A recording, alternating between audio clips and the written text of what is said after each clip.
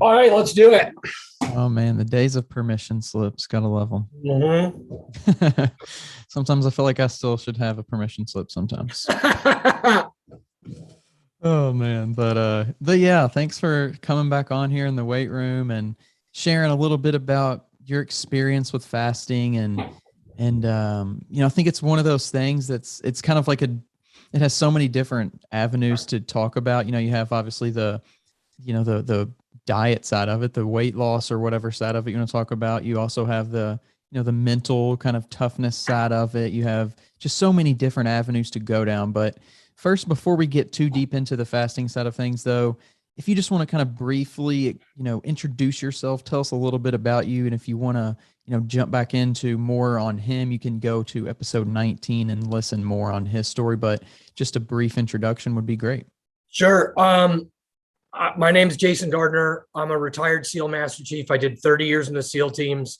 I was the Command Master Chief for SEAL Team 5 and the Naval Special Warfare Group 1's training detachment before retiring.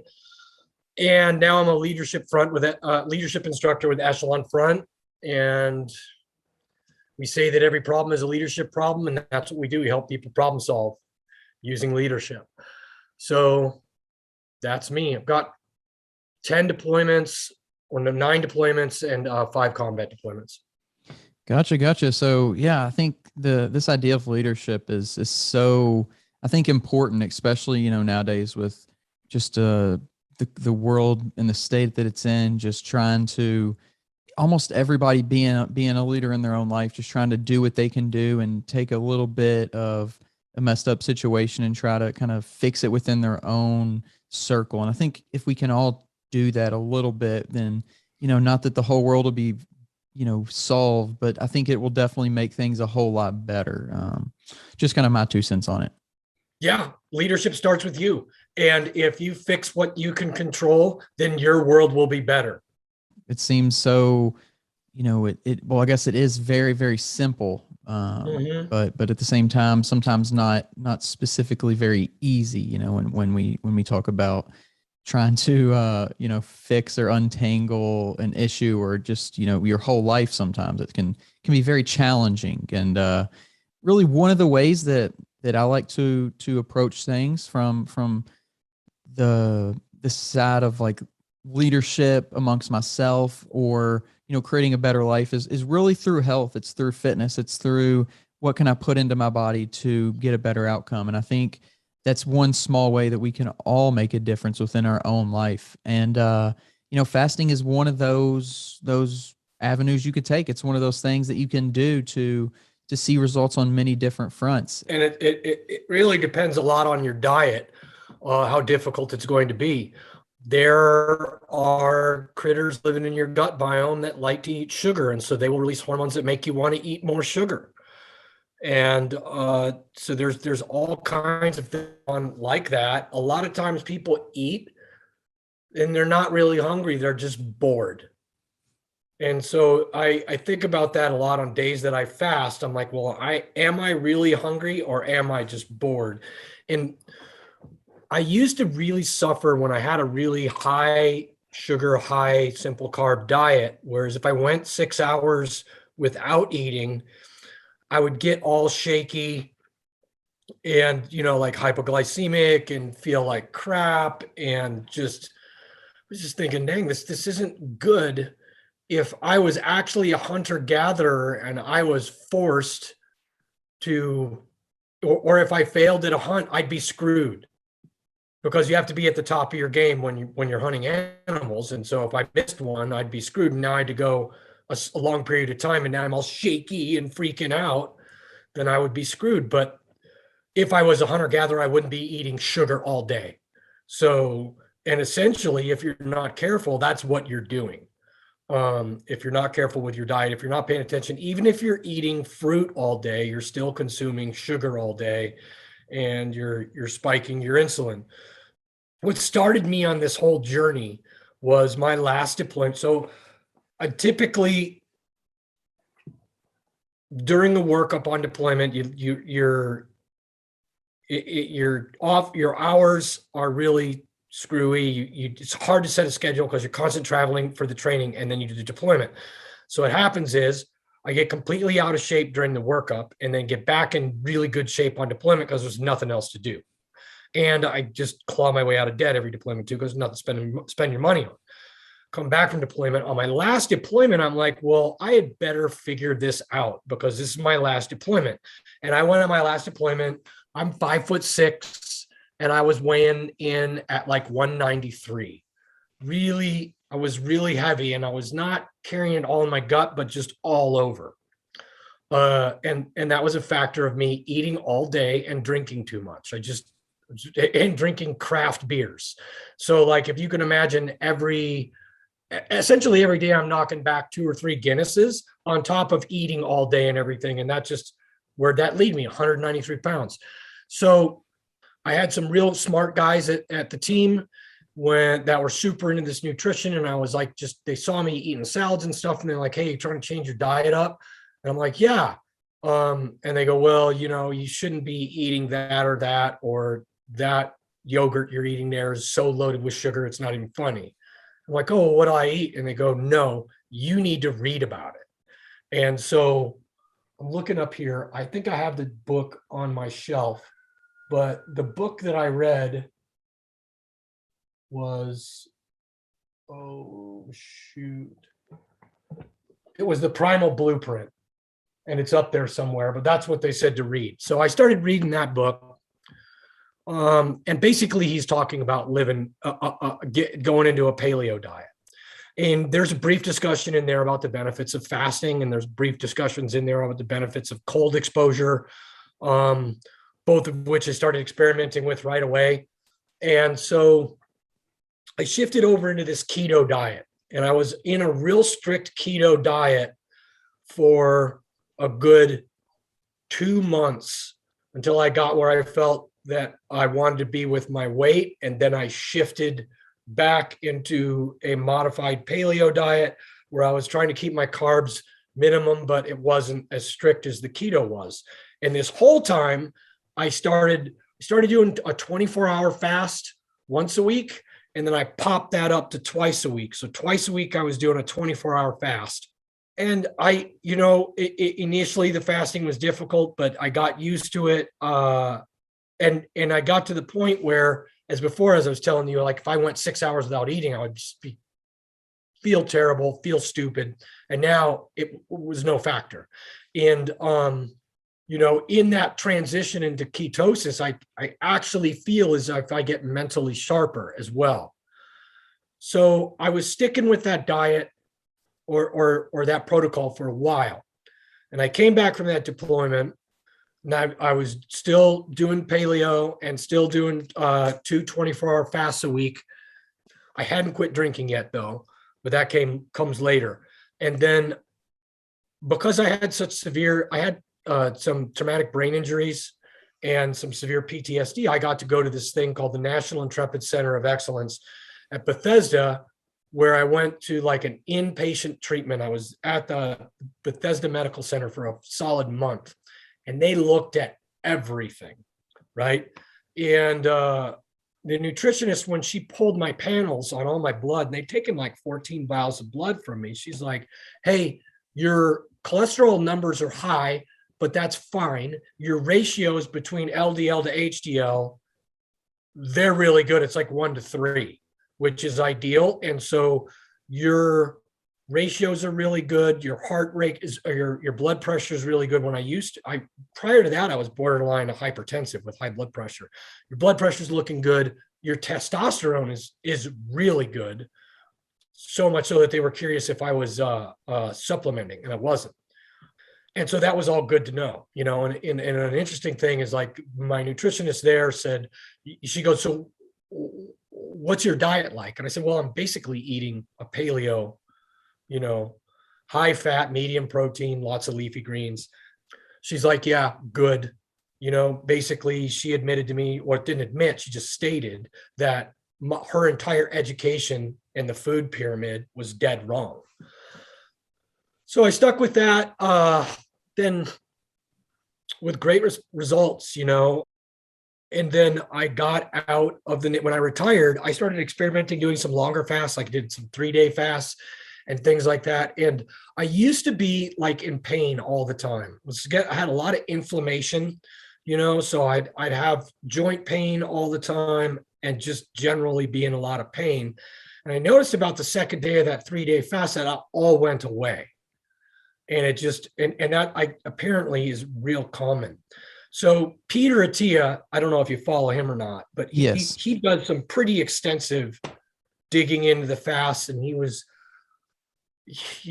doing like 5 and 7 day fast he was calling a keto sandwich of ketos on either side of it. And I think the conclusion that he's come to is those longer fasts probably aren't good for you, unless there's a real medical reason you need to do it. And my understanding is that, but longer fasts can help you with some autoimmune issues. If you have them, it kind of reset those. So where did I transitioned away from a 24-hour fast into a 36-hour fast. And here's my protocol. Quit eating Sunday night around 6 p.m. And then I'm not eating again until Tuesday morning at breakfast, and actually Tuesday morning when I have my coffee that's just loaded with fat. So basically I'm breaking my fast. And the reason I went to that longer piece is because it takes 30 hours to get into autophagy. And autophagy is the process of when your body is like, okay, it's run through all the energy that you have taken in through food and your glycogen stores. And now it starts looking around going, well, what can we eat inside the body? And the first thing it breaks down are like stuff that ain't working right. The theory is the first thing that it breaks down is precancer cells, because they're dysfunctioning cells and the body recognizes it and goes, oh. And the other thing is when you get into autophagy, you're probably also, a lot of cancer cells need to be fed a lot. So you're starving them out. So that's helpful. Your growth hormone goes up 5-fold and your testosterone goes up. So I see a huge improvement in my overall health.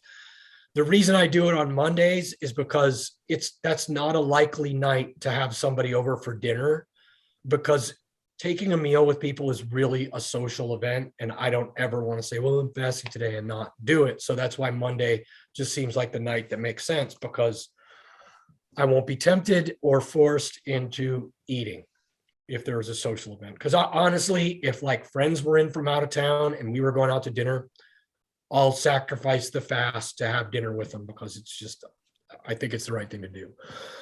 So there you have it. I think that's a good model for me. During the holidays, I fell off a bit. I got back on track like 6 weeks ago, and it's great. Feel great, power through it, no problem. The first 2 times I did it, coming back into it 6 weeks ago, I did have to take a nap around 2 or 3 o'clock when I transitioned into ketosis. Now a nap's not a factor. Nothing's a factor. I have plenty of energy. It's all good to go. And the first thing probably people think is like, oh man, like you were in the military, you were, at this elite level of the military, and you found yourself out of shape. I think so many people would just be like stunned by that, that initial idea. Well, there's a context. I wasn't out of shape compared to the average person on the street, but to the collegiate level athletes that I, essentially work with in the SEAL teams, I was not in top shape. So that's an important distinction to make. And then one other thing you mentioned with the TBI, traumatic brain injury, the low carb diet has been shown to help that. I can't remember the exact source on that, but I have heard that the kind of a low carb diet with inflammation does impact TBIs, and I'm not sure. Once again, this was a while back, and I'm not sure the exact resource, but I have heard that it definitely increases your neuroplasticity, which you need when you've damaged parts of your brain. The other portion that is really tied into this is getting a good night's sleep, and that's not on any kind of sedative or whatever, but good sleep. And I'm finding that I'm supplementing now with magnesium L-threonate. specifically because some of the other magnesiums tend to give me diarrhea, which doesn't help me sleep. But I'm sleeping straight through the night and not waking up, which is perfect. And then that, sleep's when you're doing all your recovery. You have to get good sleep. Absolutely. I've been really on the train to trying to find my best sleep schedule and my best, nighttime routine and all these things. And it really is, you can just tell a world of difference after you really get into like a normal sleep schedule. You can just tell the difference throughout the day. It is crazy. And one of those things I've been trying to do is, cut off eating a few hours before bed and just trying to cut off water a little bit before bed as well. So you don't have to, get up and pee and all that stuff. And in just the fasting and the sleep, it is weird how they kind of do in a way go like hand in hand with helping each other out. Just the massive importance of sleep is crazy when you like actually look at the amount of sleep people are getting in the everyday world. And they're not getting enough. And that's another important thing about the 36-hour fast is I'm getting 2 cycles of sleep there. When you eat something, for the next 12 hours, your body is concerned with digesting that food. And if you're eating all day long, your body is always in digestive mode. But when you fast, so boom, now the next morning, you're coming out of that digestive mode. And then all of it after that, your body shifts into cellular repair and rebuilding and detoxification and all that, which you also do in the deeper stages of sleep.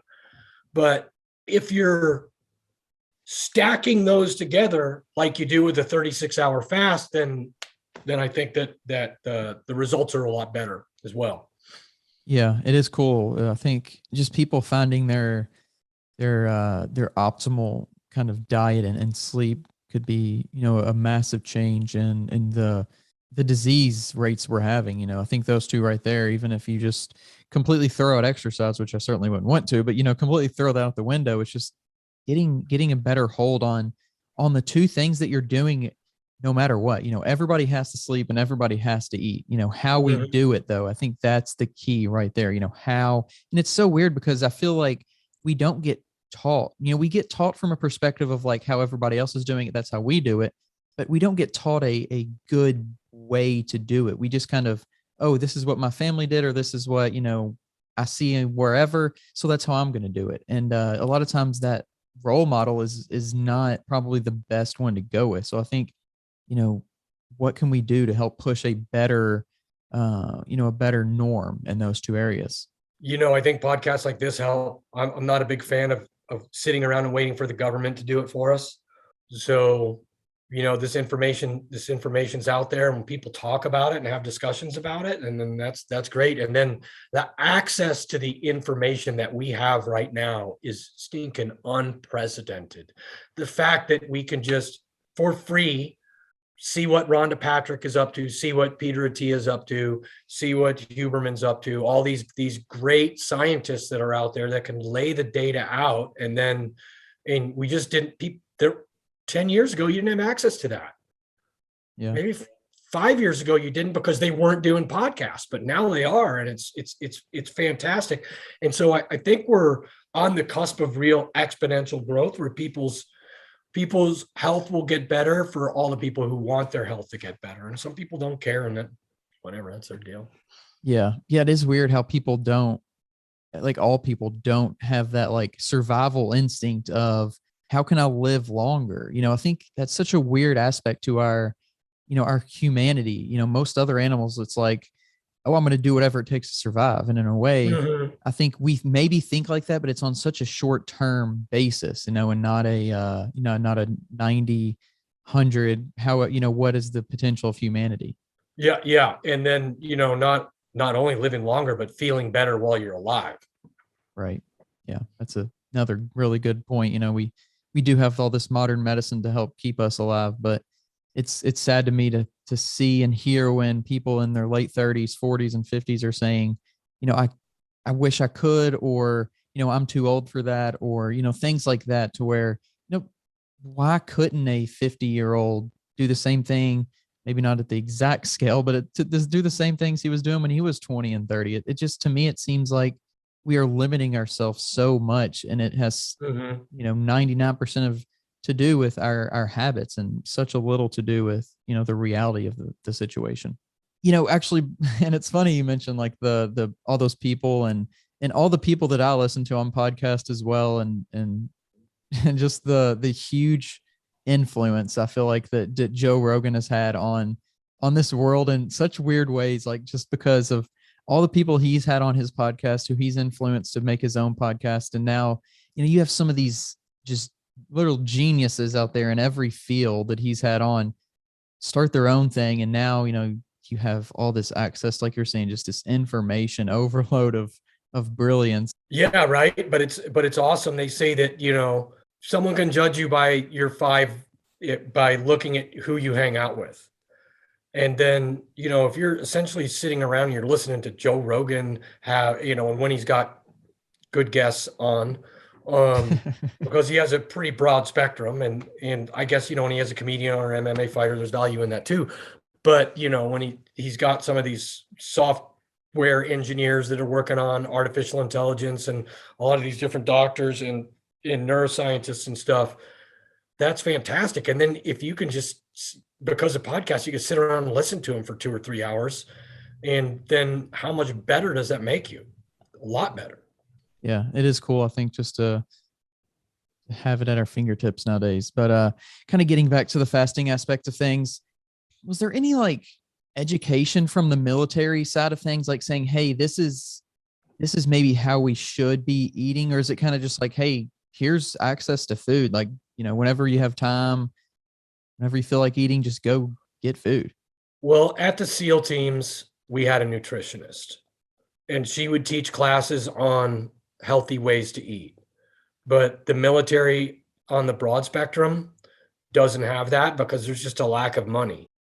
But I think they all have access to the same information that you and I do. And there's a lot of folks in the military that are concerned with their health. And so they dig into it, and it's an open going conversation. It's not fundamental or programmatic, I guess, in the military.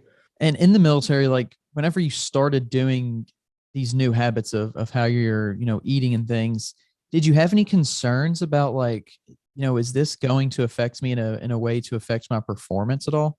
No, because I was just like, it was obvious that if I quit eating sugar, I was going to perform better.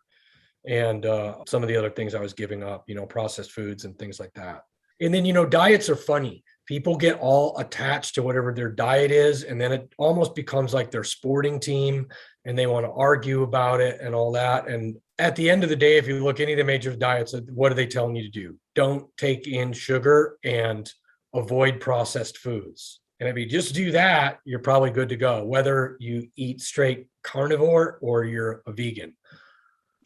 Yeah, it is. It's really funny, especially with social media, how you just get all these different people, saying, theirs is the best and you're an idiot if you do this other thing. And it really, I think it comes down to like what your body responds to best. Some people, like you said, are just super responsive to eating, high, protein and eating a lot of meat. Some people not so much. It's better if they go, the vegetarian route. Their body, and I think that's such a hard aspect on a mass scale. You're talking about the food pyramid and all these different things like that we have to help guide us from a broad sense of things. Yeah, I don't know.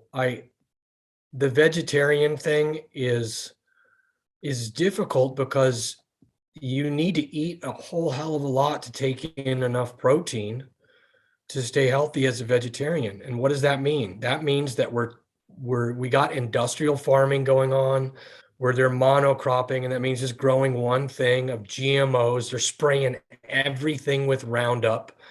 And so that model, if we weren't taking in any meat and everyone was a vegetarian, I don't know that we could support all the life on the planet for people, and it would be a catastrophe for the environment. Yeah. But when you look at the model of integrating animals with vegetables, or fish, then you can reduce the amount of vegetables that you've got to take in, and I think it's more sustainable in the long run. And luckily there's a lot of discussion on that now with different sustainable farming practices, and people just being aware that, like, hey, you know what? It might not be that great for you to take in that much soy, and it's not that great for us to be growing it all over the place. It's crazy when you get into this opportunity to try to figure out what sustainable really is for, 8 billion people, because it's so challenging to get worldwide kind of like acceptance of this is what we're going to be doing. And in a way, I don't think that's a good idea from Yeah, it's not. but if we could get people willingly, freely on board to say like, okay, this is sustainable, this is what we're going to do.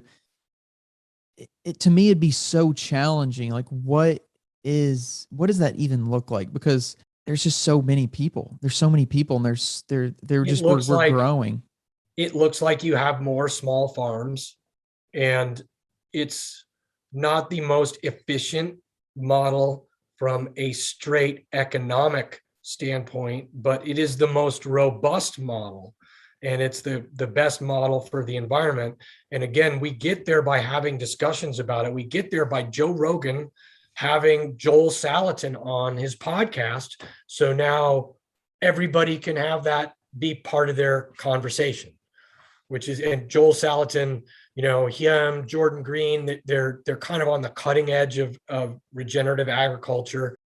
And that's when you're integrating crops with rotationally grazed animals that are grown outdoors, not in cages, in an ethical manner that you can feel good about, because it's some of the ways that they do raise animals for food consumption is completely unsat from an ethical standpoint, but it makes money.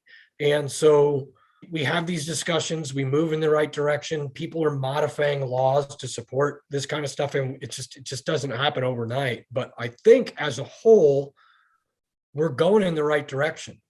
And I think that because organic food is available at Walmart, right? And Walmart's typically a place where folks shop that can't afford to shop anywhere else.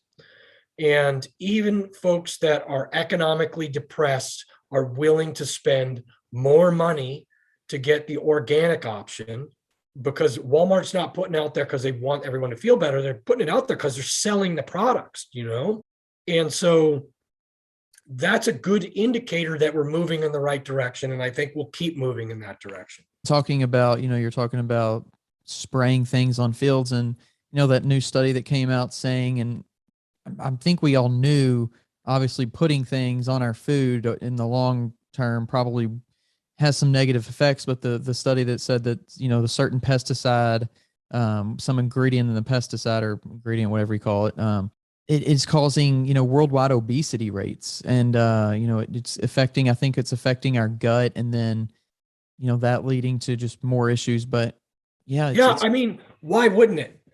It's right. either herbicides or pesticides. Either one, they're poison. So spraying something all over a plant that kills a plant, even though it's been genetically modified to be able to sustain that stuff they're spraying on probably isn't a great idea to be eating. And so I think we understand that, like, especially with glyphosates, the long-term health effects are bad. So there you have it. I mean, if you think about it, why would spraying poison on something you're going to eat be a good idea? Yeah, and it's I think from what you said, it's just a much more economical way to do it. It's a much easier way to feed the masses, and it seems like that it comes back to, is the system that we set up. I'm sure at some point we set it up, it had good intentions, but now that we know these things are affecting our environment, they're affecting our body, why do we even put up with it? And I think it's mainly because of laws that were, like you said, kind of trying to slowly change and things like that. But the fact that people are still supporting these kind of things, and then maybe the other side of that too is they just simply don't know. two things. They don't know, and you can't just you can't turn an aircraft carrier on a dime. You can't. So this machine is big and moving, and you just can't change it overnight, or there won't be enough food. One thing COVID showed everybody was like meat processing is very centralized in this country. And then if animals can't make it to be slaughtered on a certain date, I mean, then the farmers can't afford to feed them, and then they just wind up murdering all these animals, and it's just a giant waste. And so, while it's efficient, it's really a brittle system. So they're shifting up laws to make it affordable, where people can process meat locally and on a smaller scale. And it's going to take a little bit of time to get there, but we're moving. The trajectory seems to be that we're moving that direction. Yeah, it seems like there are more and more small companies coming up with these sustainable, but like these kind of meat boxes that you see that, hey, even if you live in, New York City and you want to support this kind of thing and help this out, like you can buy these boxes from different companies from more sustainable, more ethical means as well. So, like you said, Yeah, it's but a matter of economy. that farmer's still having to right now send his meat to a processing plant that's approved to have it processed. So that like is kind of the Achilles heel of the whole system. And right now they're opening up they're doing co-ops to open up smaller ones. So the stuff doesn't have to go to a giant plant to get processed. It can go somewhere local, which Gotcha. is going to reduce a lot of it's going to make more sense. Yeah, and it's so crazy to think like we have our government saying, we need to reduce emissions. We need to, worry about the environment. We need to worry about our health. But at the same time, they're the ones supporting the big food or whatever you want. I'm not sure what the big is, but the big food and like, all these things that are completely going against the public narrative that they're putting out there. It's like, what's truly the real message? Well, the message is that the government works for us. And so you just use your pocketbook to how to vote, and you vote. So if you want to know on a label if something is a GMO, you vote that way and tell them what to do. And so we just, as individuals, have to make those choices, and we will. And I'm super optimistic that we will, because it's part of the popular discussion. And we're even talking about it right now on a podcast about fasting, of all things. We're talking about good food, which you should be. But yeah, I'm optimistic. I think we're going in a good direction. I think that, and it's like I said, I'm hesitant. I'm not going to wait for the government to start educating people or telling us what to do. I think it's bottom up. I think we tell the government what to do, and we have discussions about it, and they're out there. The access to information is out there at a level that we've never seen in our history. When it comes to creating a new system or a better system or whatever you want to call it, and kind of trying to get around these big organizations, I think one area that kind of shed some light and show some potential is the supplement industry. And a lot of people want to, say, oh, well, supplements don't have to be, what's the word? Whatever by the FDA. They don't have to be approved by the FDA or checked by the FDA, whatever. They can kind of have whatever ingredients in there at whatever levels. And that's certainly dangerous. But I think with the use of like private businesses that start up to check these levels of supplements and check, okay, it says it has 35 milligrams, but actually it's 135, like putting that out there. And I think that at some point, you don't want that specific company to grow big and be the new FDA, but like, I think at some point that's where we kind of take the control back in our own hands and say, we can regulate kind of on a more private scale. We can do these things that we don't have to just rely on, massive organizations and things. Sure. Yeah. Because you're right. The supplements aren't regulated. And a lot of times the levels that they say are in things, or even what they tell you is in it, is not correct. But luckily, you can go to those independent laboratories. I know of at least one where they do most of everything, and you look at them and say, okay, this has exactly what it says it is, and it's not full of like safflower oil or whatever, and other things that you might want to avoid. When it comes to supplements, though, supplements and, things like vitamins, do you take any of those like during a fast, like a 0-calorie vitamin or, anything like that? I take magnesium every day, and it's not going to throw off my fast. And I take one of Jocko's Discipline Go neural enhancement things that's not going to throw off my fast. And on days that I fast, I have, if other than water, I have black coffee. Gotcha. That's not throwing my fast off either. Supplements are processed foods, so I've reduced to a great deal the amount of supplements I'm taking. And then it's just straight down to some things I trust. And with the, the magnesium thing is, it's like it's difficult to get enough in for what you need. So that's when I supplement it. Gotcha. Yeah. And it is, I have that realization a while back, like these, this powdered stuff, it's not the real deal. It might be beneficial on some levels, but like, where can I get this more naturally? And I had that realization, and since then I'm still, taking a little bit here and there, but I'm definitely trying to, make the switch to just, what can I eat at natural source? And I think that's, that's not just, and it's hard from a perspective of like, it takes a little more time to do that, because it's easier to grab a bag of protein and put it in a cup and go. But I think it's like it's an investment. It's a long-term investment in your health that you might, it's kind of just, I guess, like any other thing. You're not going to see the difference in a day or in a week, but, over a year, 10 years of taking, protein powder versus eating, chicken or whatever else it is, that's going to, I think, make a difference, or at least I expect it to. Yeah, I agree with you. And it just, what it comes down to is discipline, and being disciplined about what you eat. 9 times out of 10, as long as people are so funny with sardines. Some people will not touch them. I don't mind them. And if you look at what's in a good can of wild caught sardines that's in olive oil, it's hard to beat it. For the amount of protein and all the other micronutrients you're pulling out of there, it's really hard to beat it. But some people have this crazy aversion to sardines, so if it doesn't work to you, you gotta figure something else out. Yeah, that's one thing I haven't tried yet. I have done, quite a bit of tuna, but haven't gone the sardine route yet. Maybe I'll have to try it, throw it in, see what happens. But yeah, definitely got to check the sardines out. I remember you talking about them on the last episode. You're talking about those as well. They're so good for you.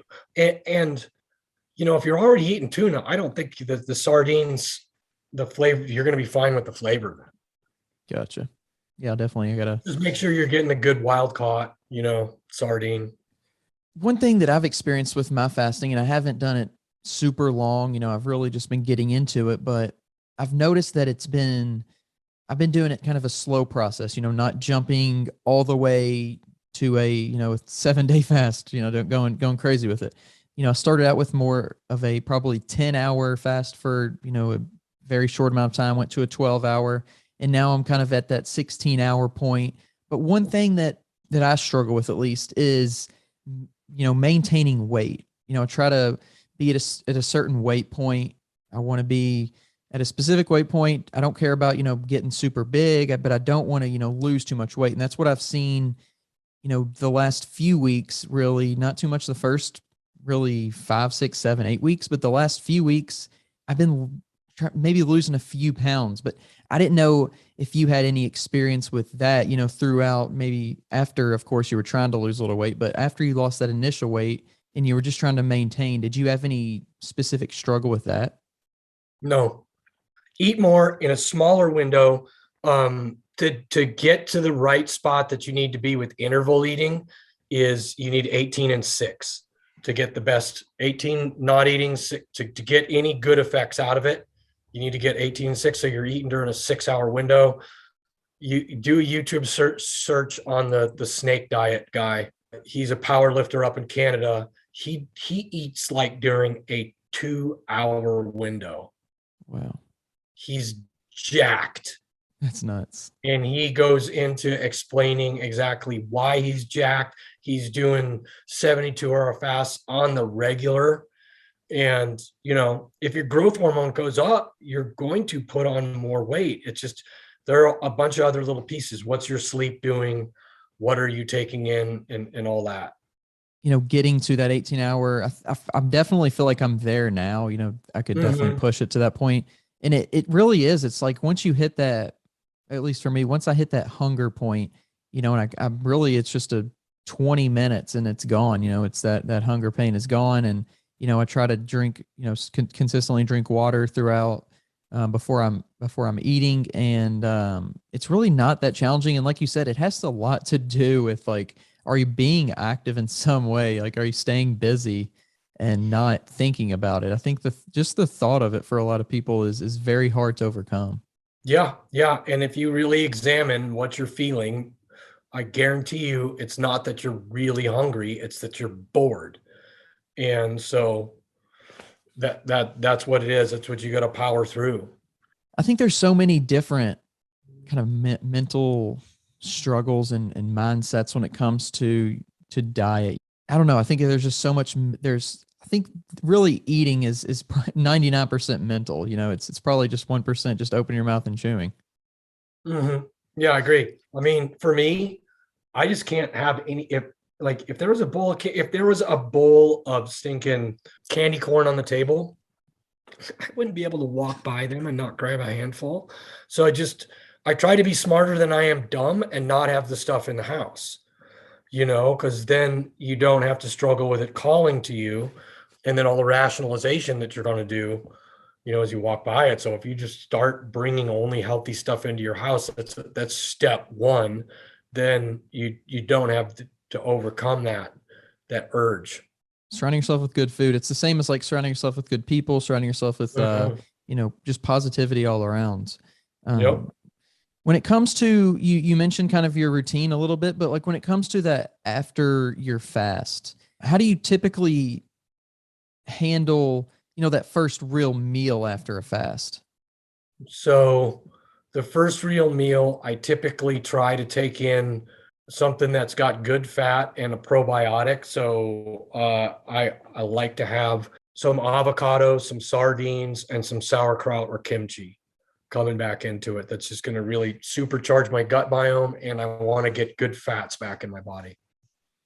Gotcha. Yeah, that's I've heard that from several people, about the probiotic thing, how it definitely it changes throughout a fast. And I think there's just so much more to fasting than just like the stomach. I think that's what most people think about. It's just like, oh, my stomach's empty, but really there's so much going on within the gut, within the brain, within, all aspects of the body, that it's just mind blowing how we can have this style of eating that's so, it's kind of against cultural norms. People hear like, oh, I'm not eating. They're like, oh, are you okay? Like, all these different kind of aversions or whatever the word is to fasting, yet it has so many potential benefits for people. And we're kind of like on a mass scale doing things in such a backwards way.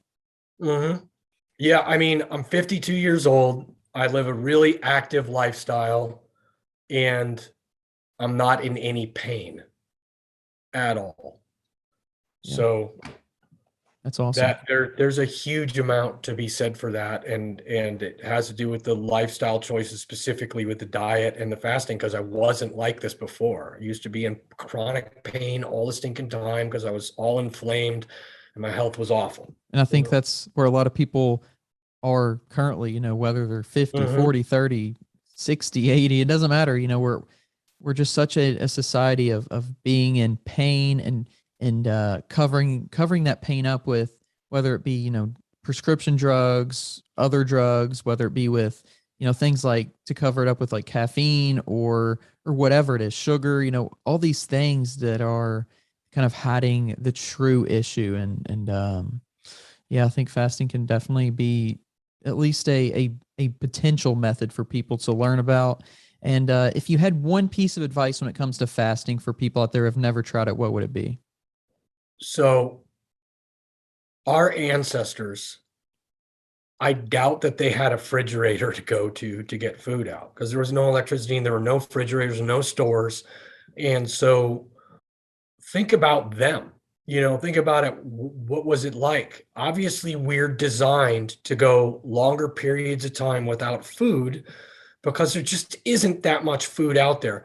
Now, sure, you may be a caveman and come across a bee's nest and have some honey for a day, but you didn't have honey every day all the time. And, there were times when fruit trees had fruits and there were berries around that you ate that, but that was like a short period of time in the early summer and then it was done. And so obviously we evolved through periods of time where we're designed to deal with fasting, and it's not a good thing. So that's really helpful for me to think about that, because it's like, okay, think about it in the context of I can walk over to the fridge anytime I want and grab something out of it, or go to a drive-through and grab something out of it. And what did my ancestor hunter-gatherers do? They didn't do that, so I can get through it.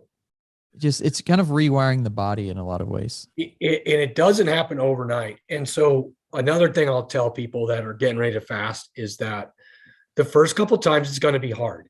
And it's like when I transitioned into the ketogenic diet, I went through a period of, I think it was close to a week, where I felt like crap because my body was not used to using protein and fat as a fuel source. It was used to using simple carbs and sugar as a food source.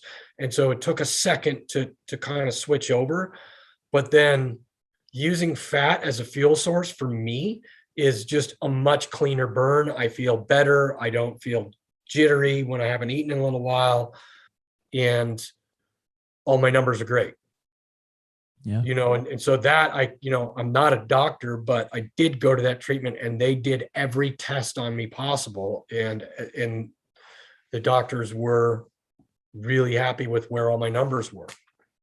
Yeah. I think that's a really good point. It's so hard to see it from a lot of times, other than like the weight loss aspect, but from any other aspect, it's so hard to see it from the outside. It's so hard to notice when we're being getting either healthier or unhealthier in a lot of ways. Other than obviously the things you can feel, but there's so much within your body that you can't feel. And just being more aware of kind of your personal numbers, if you want to call them that, or getting your blood done more often, or just at the beginning of whenever you're switching your lifestyle to kind of keep that motivation up. Say, oh, I was at this number. Now I've been doing this healthy habit for this long and now it's gone up or down. Like, I think that's such a powerful thing we can do and understanding our own health a little bit better. Yeah. Hey, I want to go down to the rabbit hole really quick. If anyone's thinking about getting something tested, get your vitamin D3 tested. Vitamin D3 deficiencies are pretty widespread and they result in a whole host of bad things, to include depression. So get it tested. None of us are out in the sun as much as we should be. And then as you age, your ability to synthesize vitamin D3 goes down. The best way to get it is from a good diet. And you also need to have magnesium in your diet to be able to process and utilize vitamin D3. So make sure your magnesium levels are high. And guess what? Sardines are a great source of both. But geez, I should be a sardine salesman. But the vitamin D3 thing is huge, especially people work inside. They're not getting exposed to enough sunlight. And it's really something that helps your overall health. It's one of the main things they tell you with COVID. Like if you want to get through it, get massive doses of vitamin D3. But that comes along with, you could be taking a whole bunch of it. You're not going to process it if you don't have enough magnesium in your system. So look at that as well. But get tested so you know where your number's at when you start supplementing. Absolutely. And yeah, that's also good advice. Really good. And man, I really appreciate you coming on here and sharing all that stuff, your advice, your experience. It's so cool to get that from somebody. It's kind of like you're going through it yourself, but you don't have to, spend the time to do it. You can take somebody else's experience. Learn from other people's mistakes. That's awesome. Absolutely. And that's what this podcast is all about, really, talking to different people, learning what they do, the good, the bad, and the indifferent, and just seeing how you can apply it to your life. So thanks for coming on. Awesome. Thanks for having me, Daniel.